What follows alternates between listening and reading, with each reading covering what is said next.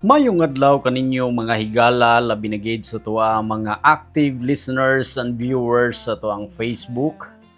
Mayong adlaw kaninyong tanan labi na gyud sa tuang mga followers diri sa Barangay Poy. Ang Barangay Poy usa sa mga barangay sa Sagay City, Negros Occidental, Negros Island Region, Philippines. Ang atong giatinan ron usa sa pinakaimportanteng events karong adlaw mao ni ang kasalan sa barangay kung sa diin ginhiwat kini sa covered court sa Barangay Poy. Before pa ni magsugod ni ang kining event, ginatamyaw nako ang atuang mga opisyalis, Honorable Mayor Leo Rafael Bibo Cueva, Honorable Narciso Guapo Habilosa Jr., og kining barangay gipangunahan ni Honorable Yofer C. Cobrado II, og sa tanan niya nga mga opisyales mayong adlaw kaninyong tanan.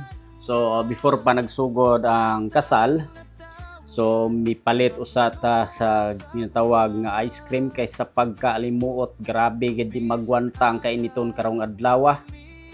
Og mao na ni ang pinakaimportante sa tanan, ang kasalan sa barangay. So niya na, mangtakod na ni silang singsing. Kanami silang mga yuhom.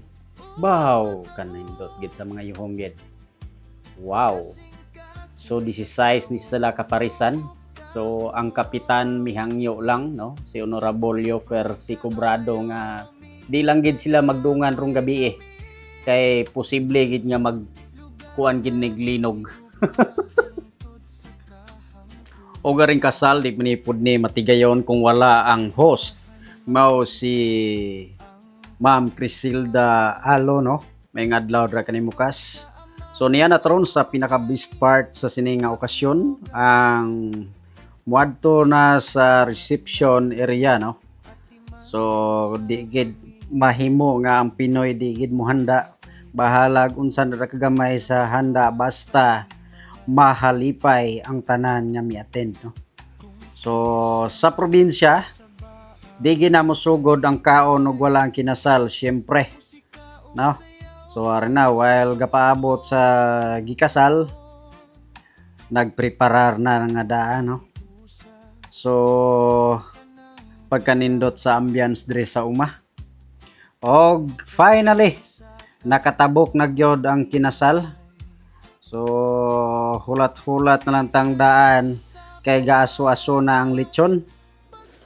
Og sa pagkatawhay diri sa uma. Og niya na, niabot ang best part nga pangamayuan na ang pagkaon, blessing.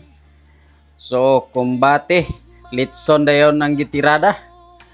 Og ang kinasal dili mahimo tungod kay nakasanayan na sa tradisyon nga before ang kinasal mo siparar naagi pa balon, no?